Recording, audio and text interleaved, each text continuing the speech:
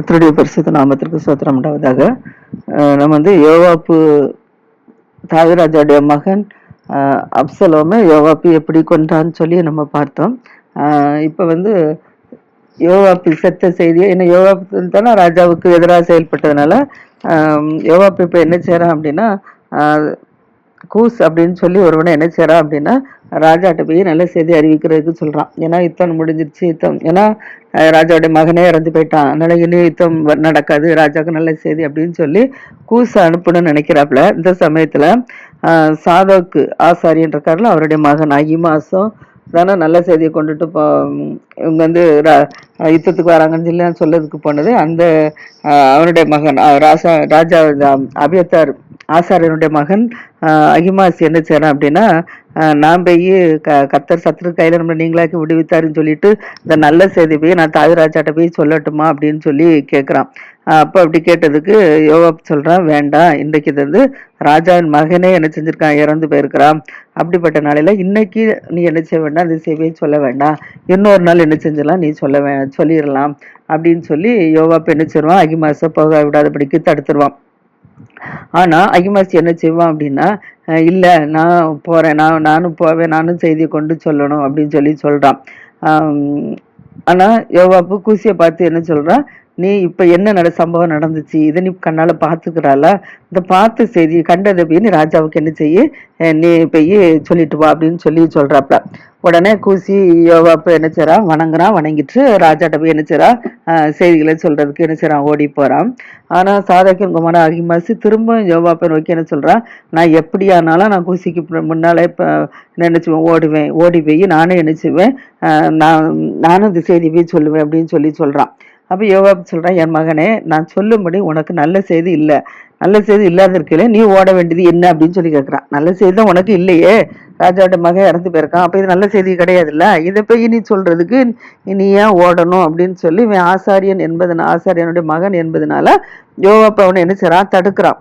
கூசி வேலைக்காரன், அதனால என்ன செஞ்சுட்டான், விட்டுட்டான். இவனை தடுக்கிறான். ஆனாலும் இவன் என்ன செய்வேன், இல்லை நான் எப்படியானா நினைச்சுவேன், நான் ராஜாட்ட போய் செய்தி அறிவிக்க ஓடுவேன் அப்படின்னு சொல்றான். சொன்ன உடனே அப்ப யோவாப் சொல்றாரு, சரி அப்போ ஓடு அப்படின்னு சொல்லிட்டாப்ல.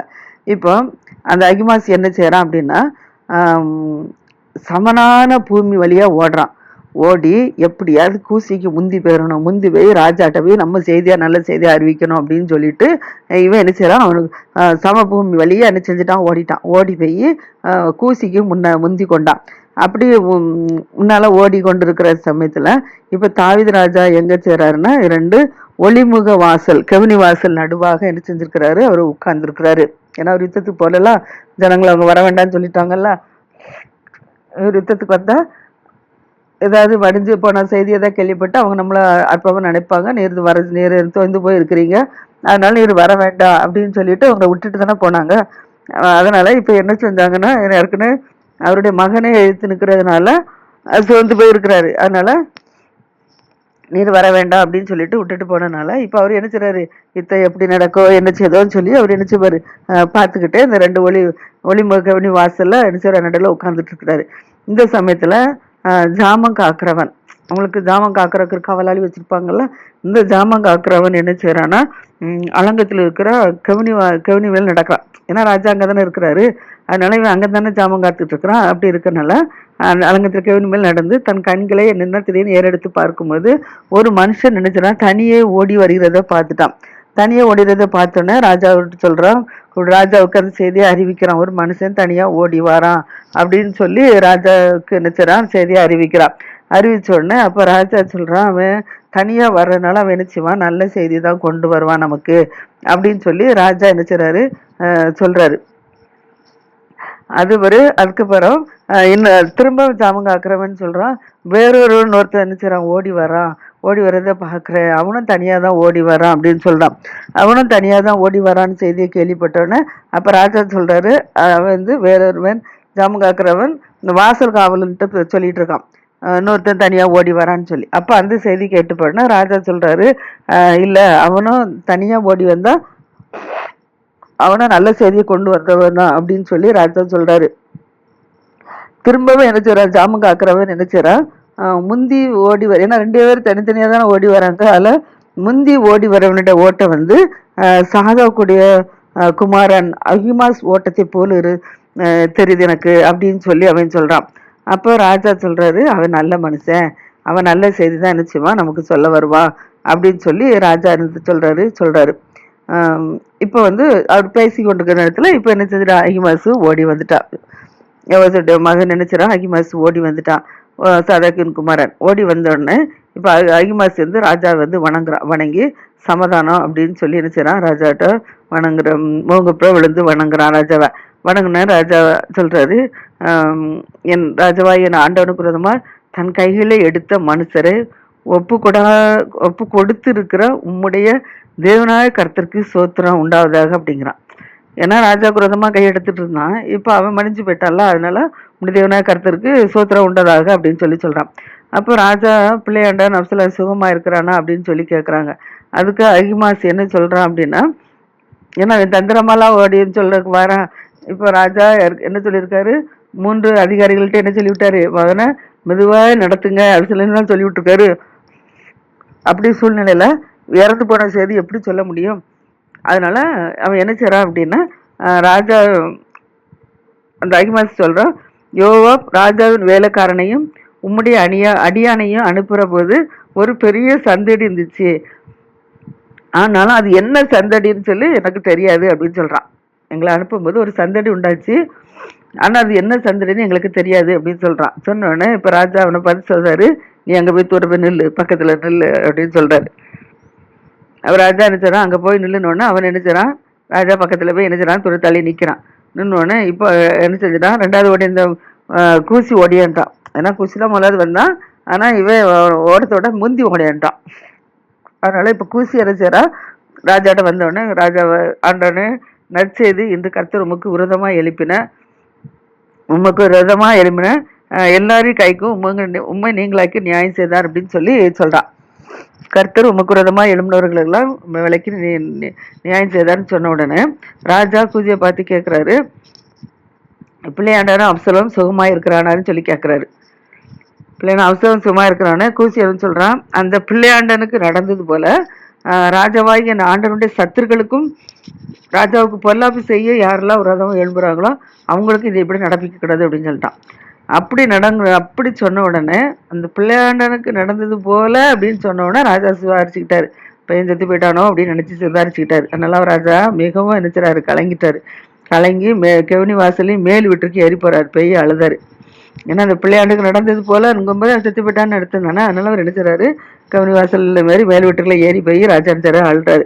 அவன் ஏறி போகையில, என் மகனாய் அப்சலோமே, என் மகனாய் அப்சலோமே, உனக்கு பதிலாக நான் செத்திருந்தா கூட நலமா இருக்குமே, அப்சலோமே என் மகனே அப்படின்னு சொல்லிட்டு அழுது கொண்டே நினைச்சாரு. அந்த கவின் வாசலின் மேல் வீட்டுக்கு நினைச்சாரு, ஏறி போறாரு. அழுதுகிட்டே போறது சரி. இப்போ வந்து 19வது அதிகாரம். இப்போ இதுல வந்து ராஜா நினைச்சாரு, அப்சலோமுக்காக அழுது புலம்புகிறார் அப்படின்னு சொல்லி இந்த செய்தி வந்து யாருக்கு, யோவாப்புக்கு அறிவிக்கப்படுது. ஏன்னா யோவாப் தானே அவனை கொண்டது, அதனால யோவாப் தான் படைத்தலைவன், இவன் தான் எதுக்கு அடுத்தாலும் யுத்தத்துக்கு போக வேண்டியிருக்கு. அப்போ ராஜாவுக்கு எதிராக தன்னுடைய மகன் தான் செயல்படுறான், அப்போ அவனையும் என்ன செய்ய முடியும், முறியடிக்க தானே முடியும். அதனால ராஜா என்ன செய்யறான், அதனால யோவாப்புக்கு வந்து செய்தி என்ன செய்து அறிவிக்கப்படுது.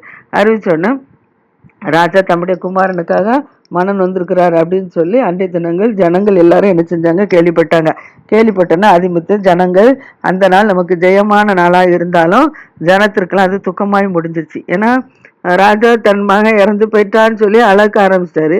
அப்போ அவர்கிட்ட போய் நல்ல செய்தின்னு சொல்ல முடியுமா, முடியாது. அதனால அவங்க என்ன செய்றாங்க, அன்னைக்கெல்லாம் துக்கமாக இருந்தாங்க. யுத்தத்தில் எல்லாரும் முறிஞ்சோடி போனா, மடங்கடிக்கப்பட்டு போயிட்டா எப்படி வெக்கப்பட்டு போய் வருவாங்க திருட்டளவா, அதே போல இப்போ என்ன செய்றாங்க, யுத்தத்தில் ஜெயத்தை எடுத்துட்டு வந்தாலும் தோல்வியற்றவர்களை போல என்ன செய்றாங்க, வெக்கப்பட்டு திருட்டளவா என்ன செய்றாங்க, எல்லாரும் வராங்க. அன்றைய தினம் ஜனங்கள் எல்லாரும் திருட்டளவா பட்டணத்துக்குள்ள நுழைஞ்ச மாதிரி அமைதியா என்ன செஞ்சுட்டாங்க, உள்ள போய் நுழைஞ்சிட்டாங்க. ராஜா என்ன செஞ்சா, இப்ப தன் முகத்தை மூடிக்கொண்டு மகா சத்தமா என்ன செய்றாரு, என் மகனாய் அப்சலோமா என் மகனே அப்படின்னு சொல்லி என்ன செய்றாரு, இப்ப அலறி கொண்டிருக்கிறார். அழுதுல இல்ல, சத்தம் போட்டு என்ன செய்றாரு, அழுது கொண்டிருக்கிறாரு. அப்ப இப்படிங்கும்போது யாரு நல்ல செய்தின்னு சொல்ல முடியும். அதனால எல்லாரும் நரைமுகம் அடிச்சுறாங்க, துக்கமா எல்லாரும் நினைச்சிட்டாங்க, ஊருக்குள்ள வந்து நுழைஞ்சிட்டாங்க. அப்பொழுது யோவாப் நினைச்சுதான் நேரம் ராஜா விட்ட வீட்டுக்குள்ள போறான். வீட்டுக்குள்ள போய் கேட்கிறான், இன்று உம்முடைய ஜீவன். ஏன்னா இப்ப அப்சலோம் வந்து இவங்களும் முறியடிச்சுதான் ராஜா, ராஜா மனைவி பிள்ளைகள் எல்லாத்தையுமே கொண்டிருப்பான். ஆனா இப்ப இவங்க போனனால அவன் ஒத்தனாவது செத்துருக்கிறான். இப்ப ராஜா குரோதமா எழும்பாம இருந்திருக்கலாம்ல, அப்பா குரோதமா பிள்ளை எழும்பாம இருந்திருக்கலாம்ல, எழும்பாம இருந்துட்டு அவர்கிட்ட நான் ராஜாவாவேன்னு சொல்லி கேட்டு நல்லதா கேட்டு எனக்கு ஒரு பகுதி தாரன்னு சொல்லி கேட்டு வாங்கியிருக்கலாம்ல. அதை விட்டுட்டு ராஜா குரோதமா அவன் எழுத்து நிற்கிறது தப்பு தானே. அதனாலதான் அதனாலதான் இப்ப அவன் ஜீவனை என்ன செய்ய வேண்டிய மடிய வேண்டிய சூழ்நிலை ஆயிட்டு. இதே ராஜா யுத்தத்துக்கு போயிருந்தார் அப்படின்னா தன் மகன் இருக்க மாட்டாரு, யுத்தம் பண்ண விட்டுருக்க மாட்டாரு. அப்ப மற்ற ஜனங்கள் அழிஞ்சு போவாங்க. அப்போ ராஜா விடாதனால இவன் கண்டிப்பா என்ன செஞ்சிருப்பான், ராஜாவே ராஜா மணி பிள்ளைகள் எல்லாத்தையும் என்ன செஞ்சிருப்பான், கண்டிப்பா கொண்டிருப்பான். அதனாலதான் இவங்க ராஜாவை நீங்க யுத்தத்துக்கு வர வேண்டாம்னு சொல்லிட்டு விட்டுட்டு போயிட்டாங்க. இப்போ அதான் யோவாப் சொல்றான், வீட்டுக்குள்ள நுழைஞ்சு ராஜாட்ட கேட்கிறான், உம்முடைய ஜீவனையும் உம குமாரர் குமாரத்திகள் ஜீவனையும் உம்முடைய மனைவிகளின் ஜீவனையும் உம்முடைய மறுமனையாட்டிகளின் ஜீவனையும் தப்புவித்த உம்முடைய ஊழியக்காரர் எல்லாருடைய முகத்திலும் நீர் நினைச்ச எங்களை வெக்கப்படுத்திட்டாரு என்று நீர் உண்மை பயக்கிறவர்களே சிநேகிக்கிறீரு, உண்மை சிநேகிக்கிறவர்களெல்லாம் நீர் நினைச்சது பயக்கிறீருங்கிறார். இப்போ யோபு சொல்றான், ராஜாவை சிநேகிக்கிறதுனால தானே அவனை கொண்டுட்டு உயிரோட காப்பாத்தினான். அதை தான் சொல்றான். அவன் வந்து ராஜாக்கு எதிரானா இப்ப அவன் செத்துருக்கான். அதான் சிநேகிக்கிறவர்களை நீ நினைச்சது நீர் பயக்கிற அப்படின்னு சொல்றான். அப்போ அதிபதிகளும் சேவகர்களும் உமக்கு முன்பாக அற்பமாக நாங்க நினைச்சிடறோம், நாங்க இவங்களை விளங்க பண்றேன். இதே அப்சலோம் உயிரோடு நாங்கள் எல்லாரும் செத்திருந்தா உங்களுடைய பார்வைக்கு நல்லா இருக்கும், நலமா இருக்கும்னு சொல்லி நான் இப்ப என்னதை அறிந்து கொண்டேன் அப்படின்னு சொல்லி யோவாப் சொல்றான். சொல்லிட்டு சொல்றான், இப்போதும் எழுந்திருந்து நீர் வெளியே வந்து உம்முடைய ஊழியக்காரரோட என்ன செய்யும், நீர் அன்பாய் பேசும். நீர் வெளியில வராதிருந்தா இன்று இரவு ஒருவரும் உம்மோட என்னச்சில தங்கியிருப்பதில்லைன்னு சொல்லி நான் கர்த்தர் மேல் ஆணையிடுறேன் அப்படின்னு சொல்லி யோவாப் சொல்லிட்டான்.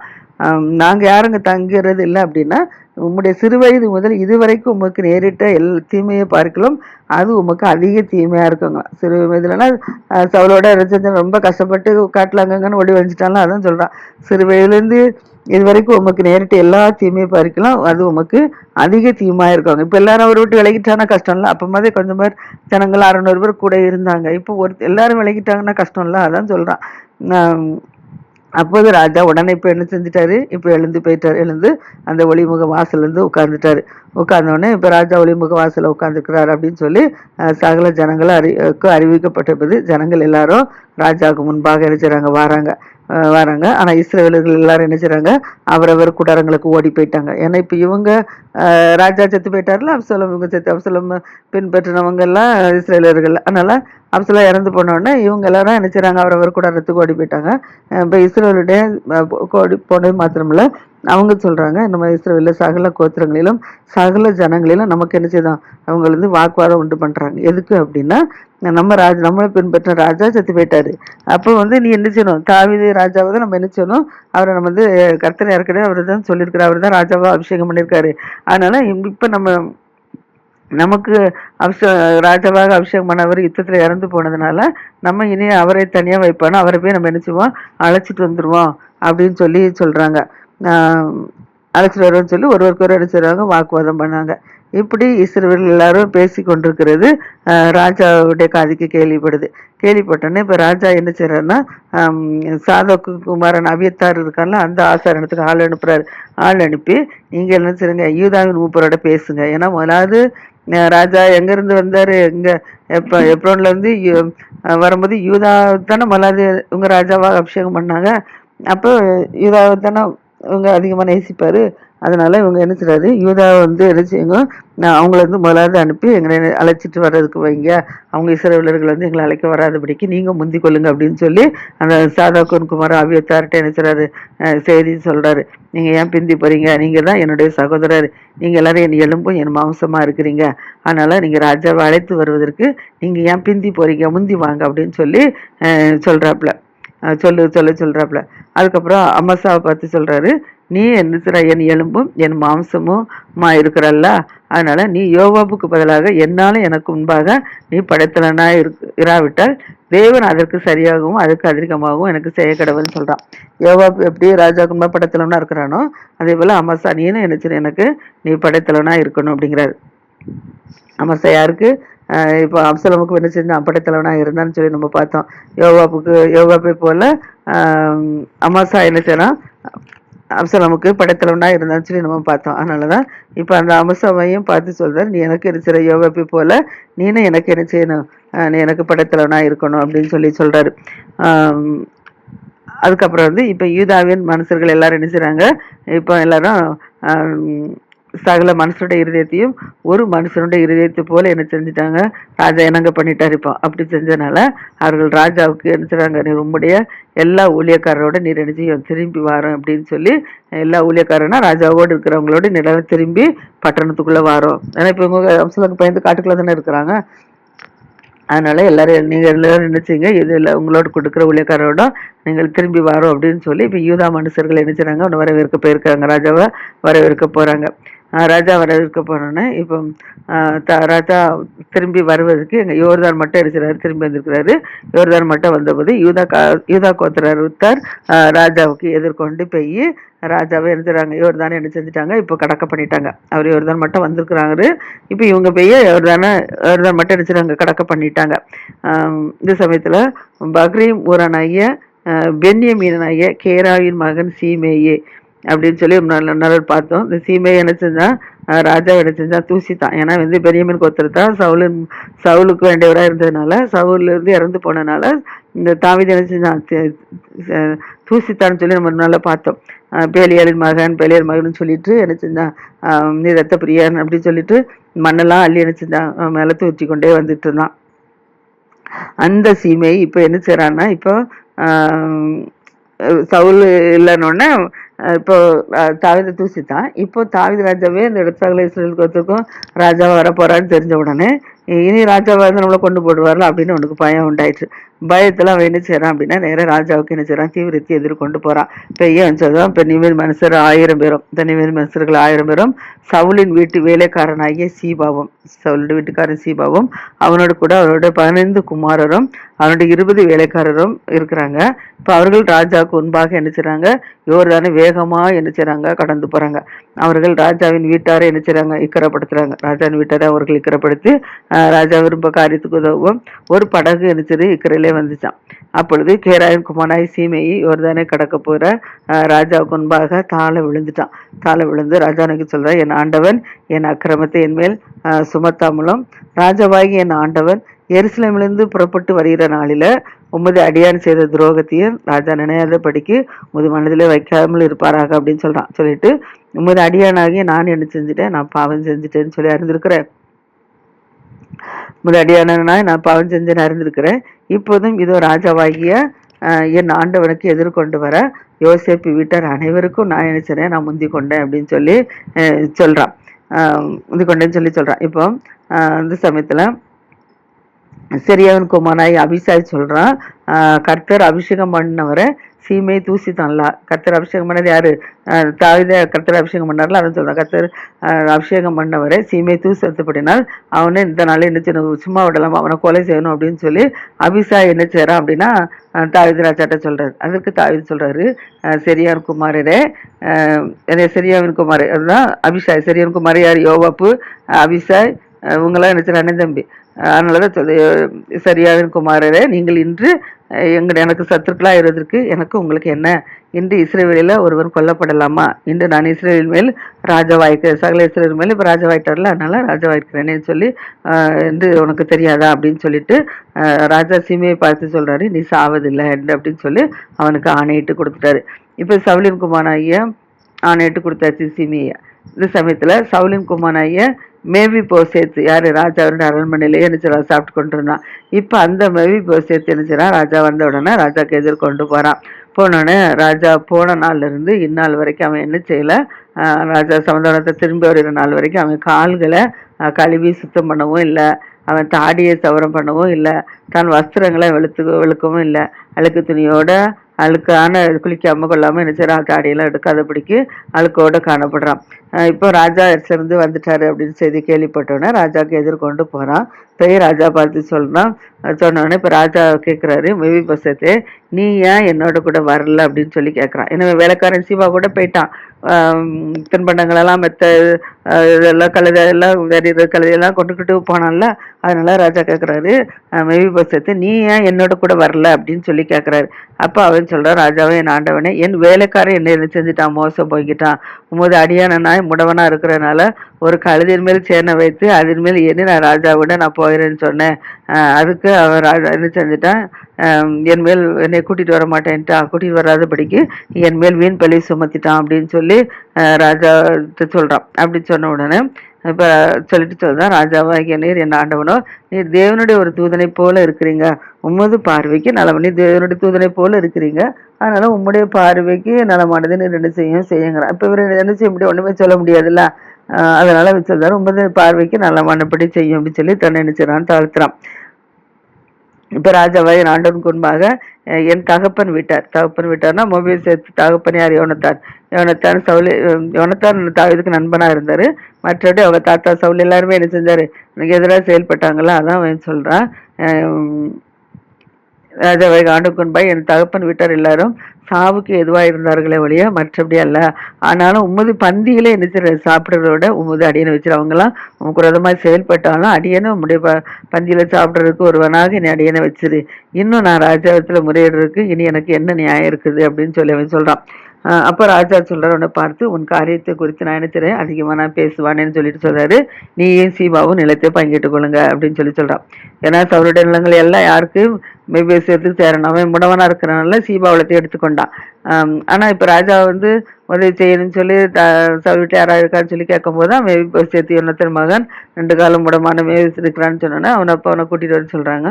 கூப்பிட்டு வந்து, நீ என்ன உங்க அப்பாவுக்காக வேண்டி நீ நினைச்சு என்னுடைய உங்க உயிருக்கு உயிரா தோழனா இருந்தாங்கல்ல, அதனால உன்னுடைய அப்பாவுக்காக வேண்டி நீ என்னோட அரண்மனையில் நினைச்சு நித்து சாப்பிட்டுன்னு சொல்லியிருந்தாரு. அதே மாதிரி வேலைக்காரங்க சீவா பார்த்து சொன்னாரு, அவன் வந்து இது பந்தியில இருப்பான், அவனுடைய பங்கு எல்லாமே சொத்து எல்லாமே எது, நீ உன்னுடைய பிள்ளைகளை நினைச்சுங்க ஆண்டு அவளுக்கு கொண்டு உன்னுடைய சுதந்திரத்தை கொண்டு ஒப்படைங்கன்னு சொல்லி ராஜா சொல்லியிருப்பாரு. ஆனா இப்போ என்ன சொல்றாங்க, இவன் போகாதனால ராஜாவுக்கு கோபம் வந்துட்டு என்ன செய்யறாரு, சீபாவே என்ன செய்யறாரு, நீனே எடுத்துக்கோன்னு சொல்லிட்டாரு. நீனே அவளத்தையும் எடுத்துக்கோன்னு சொன்னதுனால இப்ப இவன் அதுக்கப்புறம் இது உனக்கு என்ன பங்கு கிடைச்சுன்னு சொல்லி நாளை கருத்து ஆசிரியப்பராகாம